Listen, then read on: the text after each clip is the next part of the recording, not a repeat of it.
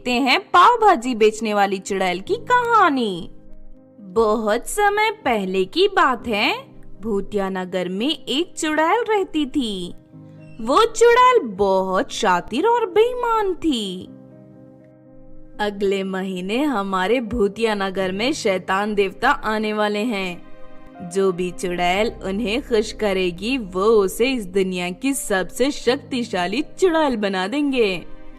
अगर ऐसी बात है तो मैं शैतान देवता को खुश करने के लिए 101 इंसानों की बलि चढ़ाऊंगी और उन इंसानों का मुलायम दिल तेल में फ्राई करके शैतान के सामने सोने की थाली में परोस दूंगी। इतना कहकर चुड़ैल वहां से चली जाती है। फिर अगले दिन अपना रूप बदलकर शहर के बाजार में एक पाव भाजी की दुकान खोल लेती है। उसके बाद वो भूतिया पाव भाजी बनाना शुरू कर देती है। पाव भाजी की खुशबू से सभी लोग उसकी दुकान की तरफ खींचे चले आते हैं। चुड़ैल अपनी दुकान पर एक बोर्ड लगा देती है जिस पर लिखा होता है कि प्रेमी जोड़ों के लिए खास ऑफर, 1 प्लेट पाव भाजी लेने पर 1 प्लेट पाव भाजी बिल्कुल मुफ्त। चुड़ैल की ये चाल काम कर जाती है और बहुत सारे प्रेमी जोड़े उसकी दुकान पर आकर पाव भाजी खाने लगते हैं। लेकिन पाव भाजी खाते ही वो सभी चुड़ैल के वश में हो जाते हैं और फिर चुड़ैल उन सब के गले में काला धागा बांध देती है। उसके ऐसा करते ही वो सभी अगरबत्ती में बदल जाते हैं। इस तरह कुछ ही दिनों में चुड़ैल बहुत सारे लड़के लड़कियों को अगरबत्ती बनाकर अपने पास रख लेती है।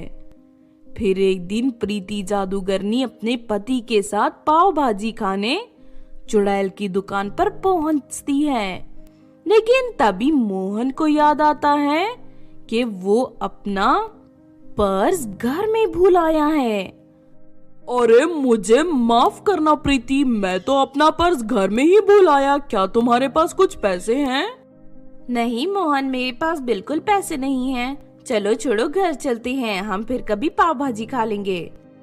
लेकिन तभी चुड़ैल उन दोनों को रोकते हुए कहती है, अरे नहीं नहीं, अगर तुम दोनों के पास पैसे नहीं हैं तो कोई बात नहीं, तुम दोनों फ्री में पाव भाजी खा सकते हो। चुड़ैल की बात सुनकर प्रीति जादूगरनी को हैरानी होती है। सुनो मोहन, ये औरत कुछ जरूरत से ज्यादा ही अच्छी बन रही है, मुझे ये ठीक नहीं लग रहा, चलो यहाँ से चलते हैं। उसके बाद दोनों वहाँ से चले जाते हैं। ये देख चुड़ैल को बहुत गुस्सा आता है। फिर अगले दिन प्रीति अखबार पढ़ रही होती है कि तभी उसे शहर के बहुत सारे लड़के लड़कियों का गायब होने की बात पता चलती है।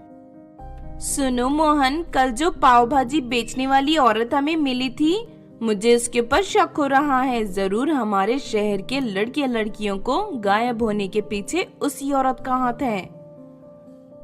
प्रीति, तुम तो बेवजह किसी पर भी शक करने लगती हो। वो तो एक मामूली सी औरत है, वो इतने सारे लड़के लड़कियों को कैसे गायब कर सकती है? लेकिन प्रीति जादूगरनी को चैन नहीं मिलता और वो रात को चुड़ैल की दुकान पर पहुंच जाती है। चुड़ैल दुकान बंद करके अपने घर चली जाती है। उधर उसका पीछा करते हुए प्रीति उसके घर तक पहुंच जाती है। चुड़ैल अपने घर पर रखी सारी अगरबत्तियों पर एक जादुई पानी छिड़कना शुरू कर देती है। तभी अगरबत्ती बने सभी लड़के लड़कियां फिर से असली रूप में आ जाते हैं। आज रात ठीक 12 बजे तुम सब लोगों को मारकर मैं तुम लोगों की बलि चढ़ा दूंगी। चुड़ैल की ये बात सुनकर सभी लड़के लड़कियां रोने लगते हैं। दूसरी तरफ खिड़की के पास खड़ी प्रीति जादूगरनी ये सब देख लेती है। फिर चुड़ैल जैसे ही उन लड़के लड़कियों को मारने के लिए आगे बढ़ती है कि तभी प्रीति जादूगरनी मंत्र पढ़कर चुड़ैल के सामने आग जला देती है। अरे ये सब क्या हो रहा है, ये आग कहाँ से आ गई? चुड़ैल तू यहाँ से भाग जा वरना मैं तुझे जलाकर राख कर दूंगी। मेरे रहते तो इन मासूम लड़के लड़कियों का कुछ नहीं बिगाड़ सकती। तुझे क्या लगता है मैं तेरी धमकियों से डर कर यहाँ से भाग जाऊंगी? मैं तुझे भी मारकर तेरी बलि चढ़ा दूंगी। इसका मतलब तू नहीं सुधरेगी। इतना कहकर प्रीति जादूगरनी एक मंत्र पढ़कर चुड़ैल के ऊपर राख छिड़क देती है और तभी चुड़ैल के शरीर पर आग लग जाती है। अरे नहीं, कोई मुझे बचाओ प्लीज, जादूगरनी जी मुझे माफ कर दो, कोई तो मुझे बचा लो। तू बिल्कुल माफी के काबिल नहीं है, तेरे मरने से ही मासूम लोगों की भलाई है। तेरी जैसी बुरी चुड़ैल को दुनिया में रहने का कोई हक नहीं। फिर देखते ही देखते चुड़ैल जलकर मर जाती है। इस तरह प्रीति जादूगरनी सभी लड़के लड़कियों की जान बचा लेती है और वो सभी खुशी खुशी अपने घर लौट जाते हैं। तो आपने देखा दोस्तों पाव भाजी बेचने वाली चुड़ैल की कहानी। इस कहानी से हमें ये सीख मिलती है कि हमें हमेशा बुराई से दूर रहना चाहिए, क्योंकि बुरे काम करने वाले लोग कभी सुखी नहीं रहते और उनका अंत बुरा होता है। अगर ये कहानी आपको अच्छी लगी हो तो जरूर लाइक करें और हमारे चैनल छोटू टीवी को सब्सक्राइब भी कर लें। और हाँ दोस्तों, हमें कमेंट करके जरूर बताना कि आपको कहानी कैसी लगी।